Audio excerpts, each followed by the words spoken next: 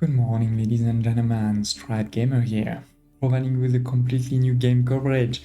Age of Empire 4, after years of waiting, is finally out. On the 28th of October 2021, we are able to play the full game. So it is the first video on the game. We're diving right in, and this video is both for completely new players, but also veterans to the franchise, because we're going to do two things. While looking at the tutorial, which is good for the new joiners, I'm also going to share 10 very important tips that are not covered in the tutorial. So basically, going to show the in-game tutorial plus my tutorial at the same time, which will be both again for new players and veterans, because we're going to cover advanced tips and not just the basics. So it is up. You like it, and let's dive in. And while this loads, please don't hesitate to also share in the comments below any suggestion, requests, thoughts that you may have, in particular on future videos. I'm definitely thinking about doing all of the Art of Wars videos, covering also the first-person campaigns, and maybe also some skirmish and multiplayer games. So don't hesitate to share your thoughts about that in the comments below. Also, if you've already started playing the game, do tell me, what are your thoughts? Are you liking it? Are you just testing but thinking of going back to Age of Empire 2 or 3 definitive editions? Love to hear your thoughts. And of course, if you haven't subscribed to the channel yet, don't hesitate to subscribe now while this loads, so that you never miss another video in the future, and also you help tremendously the channel. Okay, this will load just now. Let's dive in.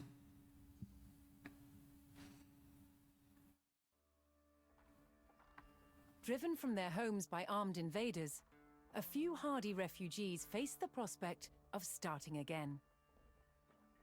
They would found a new village deep in the countryside.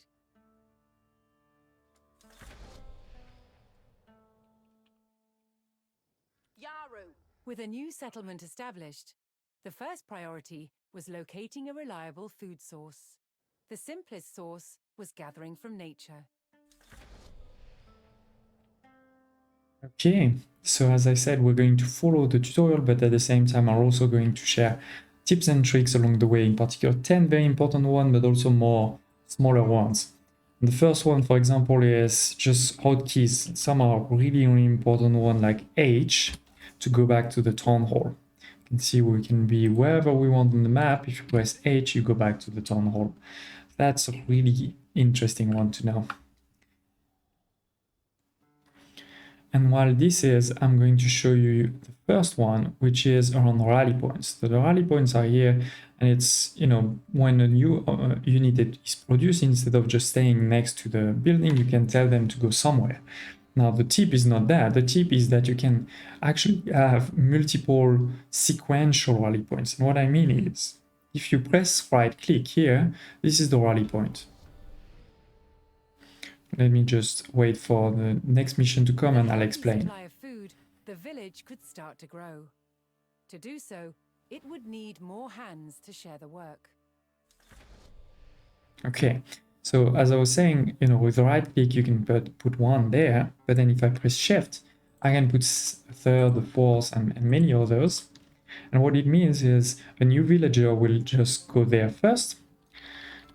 But then if this is gone, for example, this is finished, then it will go to that one. If this is finished, to this one, and more and more. And that has many, many good, interesting, usage for at the beginning, when you have different resources that expire like this, but also later on in your farms and things like this. I'll show you that.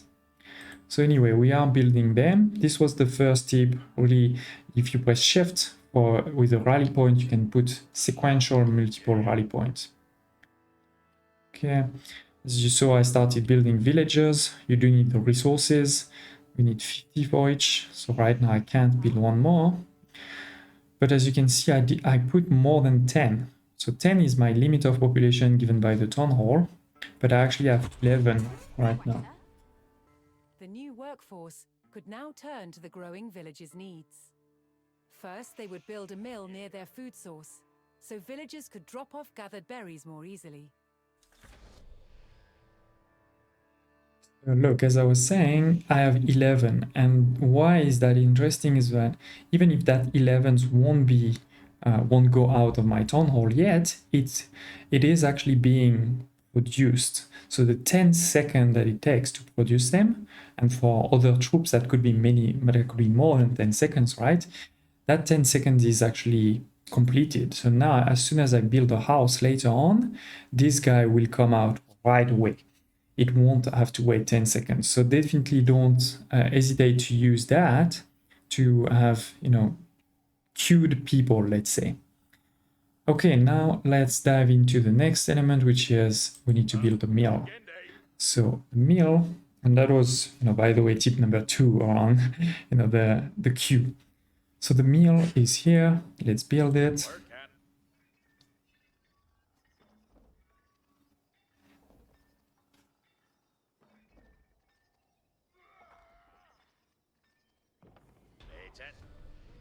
Done. Why do you build it close there? So that people don't have to walk all the way. Because when they walk, they are not producing anything. So you want to minimize the distance that they walk. Okay, I want to take a few of them, put them on wood. Let's put 5. That way, because they can each carry 10 at this point. Therefore, each of them doing one way will get the 50 that we need here.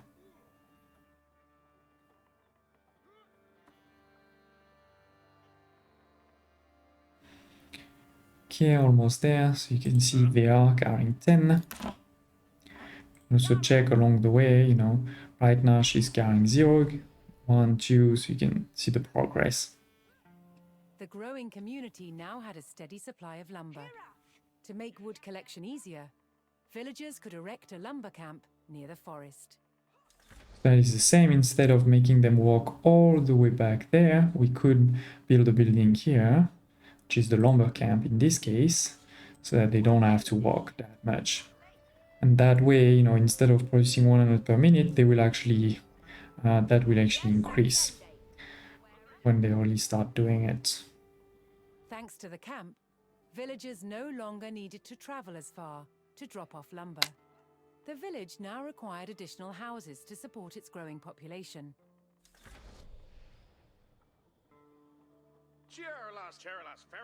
Apple.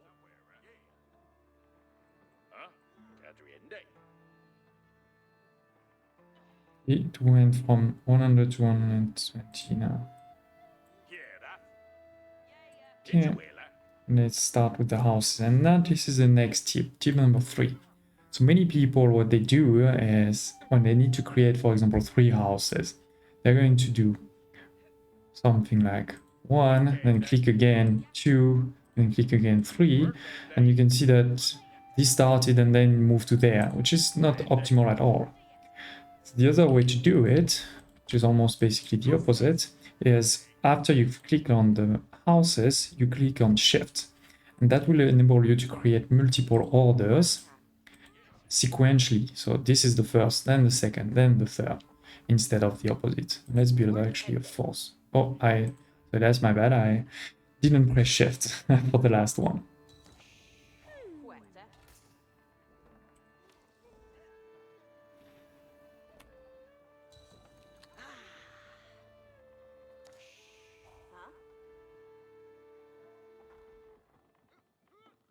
That was tip number 3, where you press Shift to make sure that you can give multiple orders. Even more villagers could join the workforce. But a populous village would soon exhaust the natural food sources. To grow, the community needed dedicated farms. Now I also want to show you right away tip number 4, which is very different from some of the older Age of Empire, that you don't need to leave space between buildings, because your people can just walk where there are buildings. They're walking in the building, they don't have to go around. So you don't have, I don't have, for example, to leave a space here in the middle. I can just build it close to it. Okay, let's use these ones now to build some farms, and this is gonna be tip number 4. Number 5, sorry, which is the areas of influence. Many people will just think, oh, actually, I need to put it here to get it into the area of influence. No, actually, you don't have to. Of course, if you build it that far, it won't work. You see it's white, but as soon as it touches like one of the quadrants is inside, then it works. For example, here, it does work. Here's yellow, you see the plus sign on top. So that way, with this, you can, instead of having only 3, for example, on that row, we can put 4. 1, 2, 3, 4. And that's actually what we're going to do. Pressing Shift, 1, 2, 3, 4. We can actually continue here. Here there is a tree that's blocking the way. So that way you can definitely put more in this.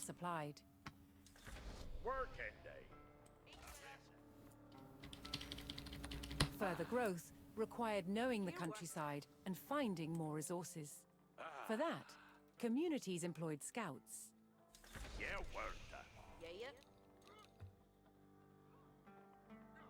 Okay, so that was tip number 5, where really take advantage of those areas of influence. You don't have to really put it so close. Scouts were key to discovering new resources.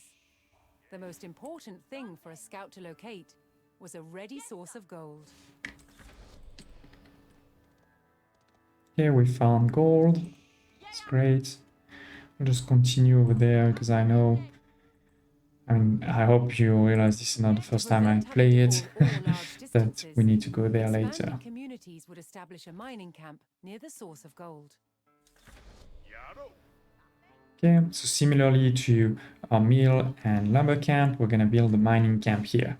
And this is how I'm going to show you tip number 6, which is that the HotKeys also work for building things. As you can see, there is a small queue here, which is for H1. When we get to H2 and H3, H4, etc., it's going to be different ones. But if I press Q, I've unlocked the HotKeys for all of these buildings. So now I want to build this one, for example, so it's R.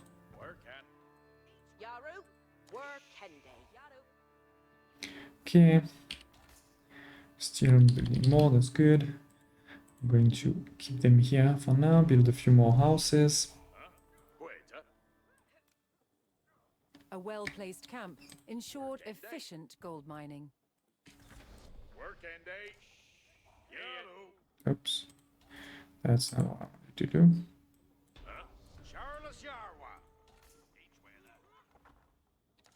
With a good supply of gold, the village was becoming a large town. Obviously, if you see me doing something or not sure how, why, don't hesitate to ask. The landmark is here. This is with T. This is how we're gonna move ages in Age of Empire 4. We can put it anywhere we want. And something interesting is that the more villagers we put, so right now there's 2 working, the quicker it is going to build, and therefore the quicker we're gonna move to the next age. So quite important here. You press dot key, you can go to your idle people, you can also press here.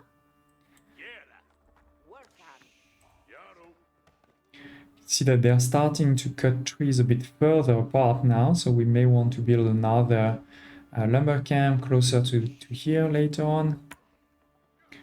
But that's fine for now.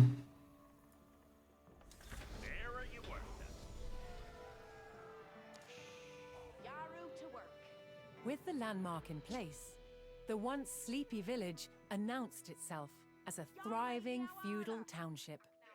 The townsfolk had been driven from their homes before, however. This time, they would defend themselves.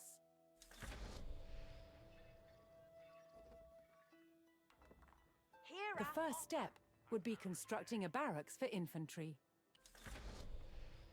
Each Timbra Theos.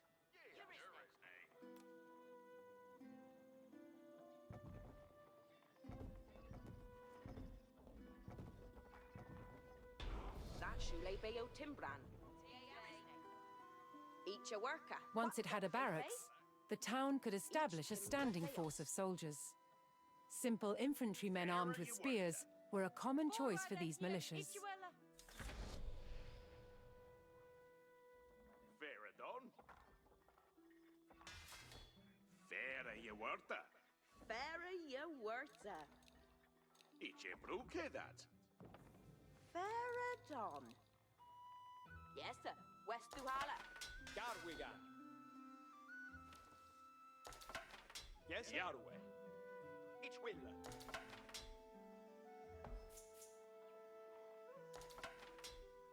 Okay, so making progress. If you didn't see earlier, you can see how many people you have working in each of these resources. 18 here, 8 for these, and therefore the production too. Producing our spearmans. Okay, it's gonna be time to start fighting now. We have 10 spearmen going this The way. town now had a militia and could look to reclaim the lands lost to invasion. Yarwigan Asatan. The invaders had blocked the road north with a stout palisade. Although spears were of little use against these walls, the militia could burn down the obstacle with torches. Okay, let's indeed do that.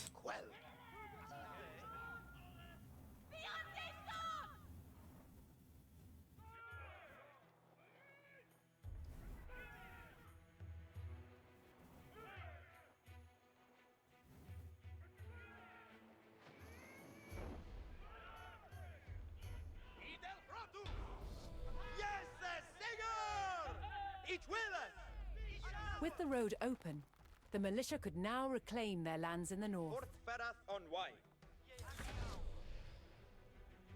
Forte. First, the spearmen had to deal with a lone sentry. Aknau. Combat honor. For Ferath on Y. Yeah, use the attack mode. Advancing aggressively, the militia eliminated the enemy sentry. You can also just click. The invaders had a small cavalry camp guarding the road, Yes, sir. but the militia was ready to attack.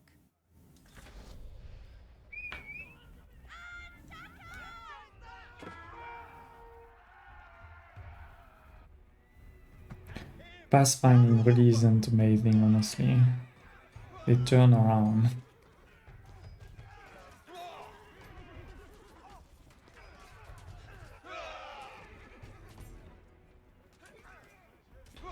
We only lost our scout, totally fine. Spears were highly effective against cavalry, allowing the militia to win the day. All that remained was to destroy the invaders' stables. Garwigan. Forth. This is burning. Now, this health is going down by itself. We don't have to do anything, it will get destroyed. That is tip number 7. Sometimes you don't have to destroy it yourself. The invaders' cavalry post was destroyed, but other enemy positions awaited further up the road. Hostile archers defended the next camp, which would put spearmen at a disadvantage.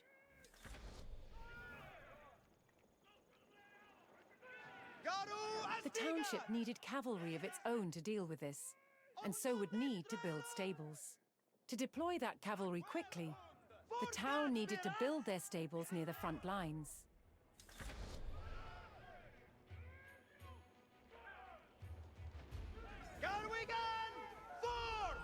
Fortunately, friendly villagers came out of hiding and joined the effort.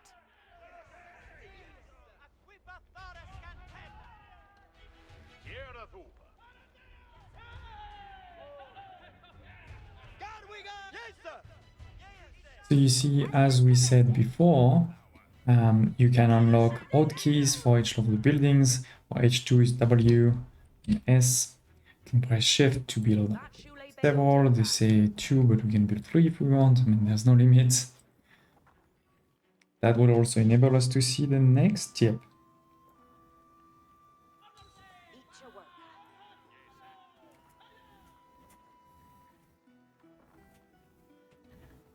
Here this is being destroyed on its own.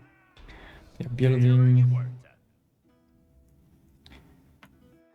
With stables in place, the town could field horsemen of its own. Yeah, so then the next tip is you can double click on a building. For example, let's double click on this one. And this will select all of the similar buildings. So here, all the stables close by. If we have one in a main town here, it will be too far, it won't be selected.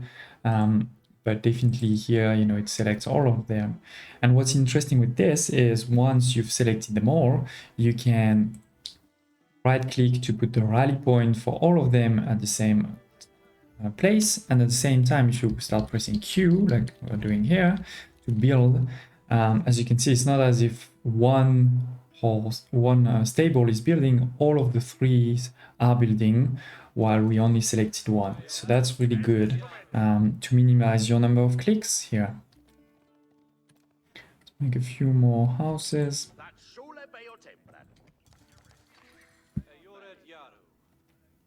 See, each time we're building 3 basically instead of just building 1. And that's key in Age of Empire or RTS. Contrary to most of your city builders like Anno, is time is of the essence. You know, sometimes it's way better to actually make the wrong choice but make it quickly rather than making the right choice but take way too long to make it, because by then you've been destroyed in a sense, or your enemy has made way more choices since then, and so you're late to the party. This Ctrl A also works for troops. Oh, this double click also works for troops. Harassing slower targets, such as archers. So if you double click on one of the horsemen, it selects them all. Then we're going to attack our archers, and here you can see the rock paper scissors fundamental philosophy of the game. It's that, you know, your cavalry is great against the archers, but got destroyed earlier by my spearmen. The spearmen are bad against archer, but great against cavalry. And lastly, the archers are great against the spearmen, but terrible against the cavalry. So you have, once again, the sort of rock, paper, scissors mentality of philosophy. The cavalry eliminated the enemy archers and moved on to destroying the archery range itself.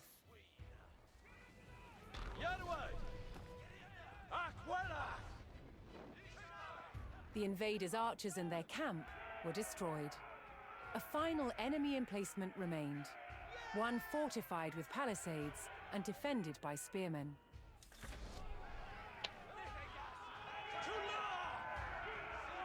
To deal with this target, the town would need longbowmen. First, they needed to build archery ranges in the area regained from the invaders.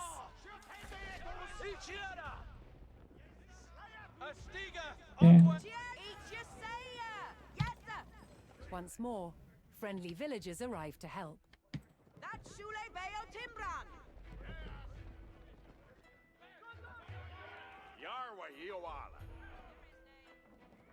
Building the archery ranges, making 4. And we still have 2 important tips that I want to show you, so do stay tuned. But in the meantime, don't hesitate to share in the comments below your thoughts, feedback, suggestion or request. And also, if you like this video, just press the like button, it does help tremendously. Okay, once again we can select. The town could add longbowmen to its forces. And we need 20. Good thing we have quite a bit of food and wood.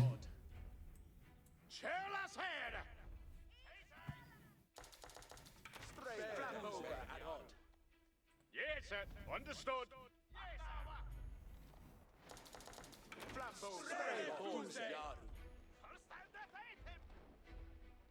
Yeah, so while we wait, let me show you another of the tip. Tip number 9 is Ctrl A. We talked before about double clicking on a unit to select all of the similar units around, but sometimes either you have many types of units or also you just don't want to double click. Could eliminate enemy spearmen at a distance. so long as they took the proper position. So then, instead of double-clicking, just press Ctrl A. It will select all of the troops, even non-military units, in that in that screen, that perimeter, in a sense. So that works also here, right? Like for example, if I go here, I'm selecting all the villagers here and there. If I go here, I'm selecting all of these. Control A can be quite useful if you're being attacked, for example. You know, you can Control A all of them, either F to garrison them, or just clicking here to send them to the town center. Those type of things. That's quite useful. But going back here to my troops, now we have our troops here. Tip number 10 now that I want to show you is actually the groups. And not just that you can make groups, but actually the final points of groups. If we double click on the horses and I press Ctrl 1, this goes into group 1. If I double click on the archers, group 2, right? That's pretty standard. This can be group 3. Now maybe something that's just a bit less standard is if I do Ctrl A, selecting them all, I can also put them on group 4. And now you can see that the archers are in both group 2 and 4, the cavalry is in group 1 and 4, and the spearmen are in 3 and 4. And what is that used for? Well, for a couple of things. First one is if I press, for example, Q for my archers once, I've selected all my archers at once. That can be quite useful during combat. But also, another thing that's for me even more useful is, let's say I'm busy doing something in my town, and now I'm being attacked somewhere by a group of troops. Then if I double click on, for example, 3, then I directly go to where those troops are. And so that could be also the same. I could have, similarly done the same for a few of these people here. I can this is group 5, right? So if I'm here, I'm fighting, and then my town gets attacked, I can also do double click 5 to get here, back here. So that's really useful to move around the map actually, and also just to select the troops that you want to move.